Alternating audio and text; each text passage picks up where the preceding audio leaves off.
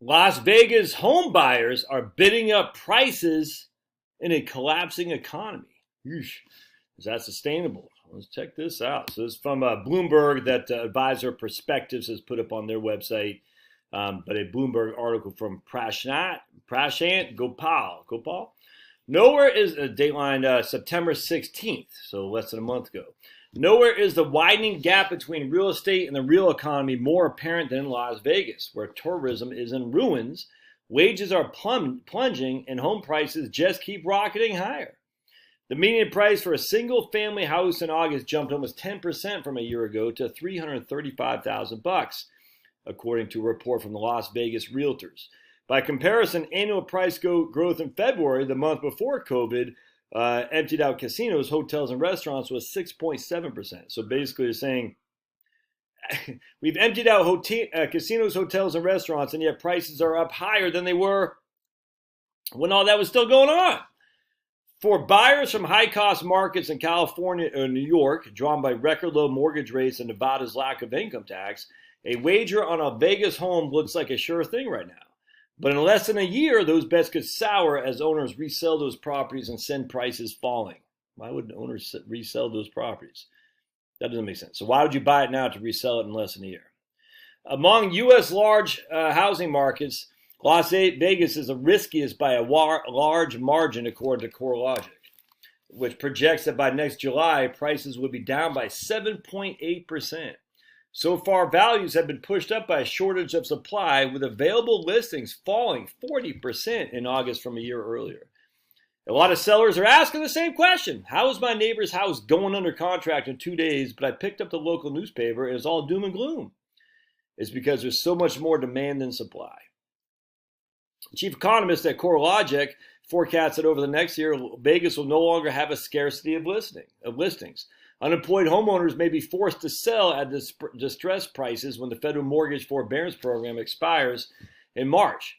The Vegas area's jobless rate was 16.4% in July, almost 4 times the level of a year earlier. Also, if a vaccine gets the virus under control, owners who have been staying put during the pandemic may decide to sell.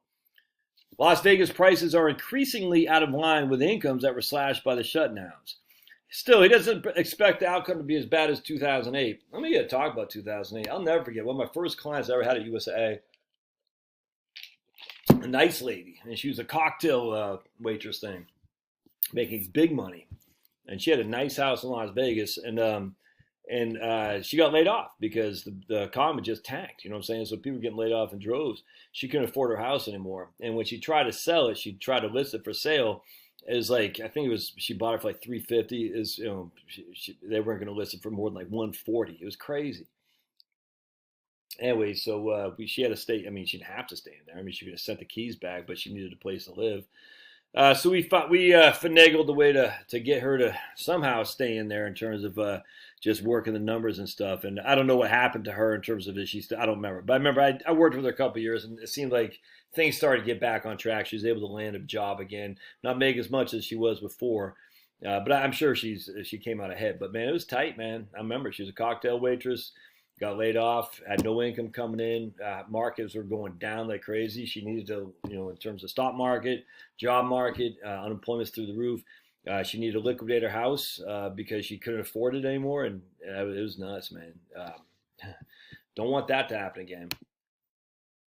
Then this guy says, I expect the price declines to be temporary. Well, of course they're temporary. The question is, how long is temporary?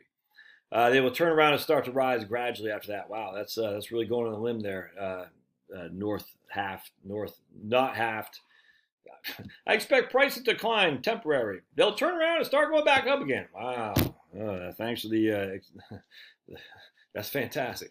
Meanwhile, Tony Vane, a realtor with Berkshire Hathaway, has 13 houses under contract and may have to farm out business to other agents because he has so many showings on the weekends, including customers from out of state.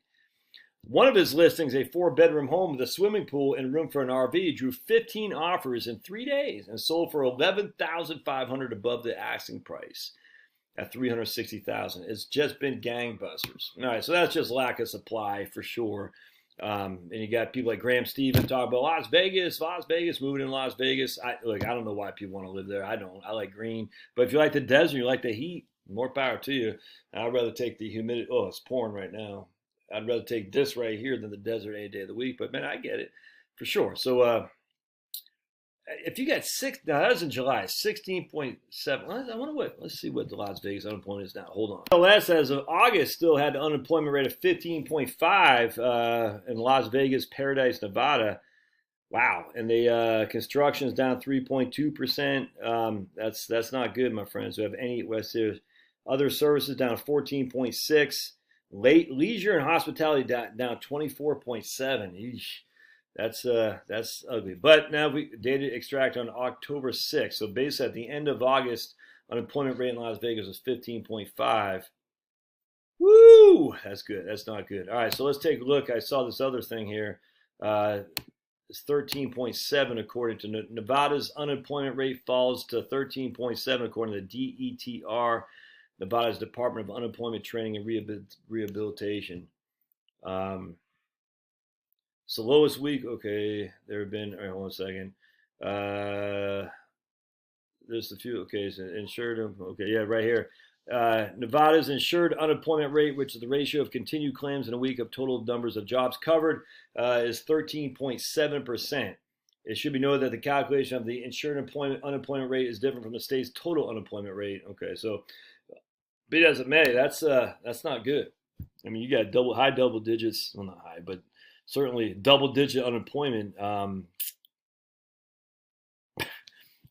mean, they got to get that hot. They got to open up the freaking economy. You got this. What happened? You'd have a Democratic governor, man. If you would have reelected, what did he step down, Sandoval, or did he get beat?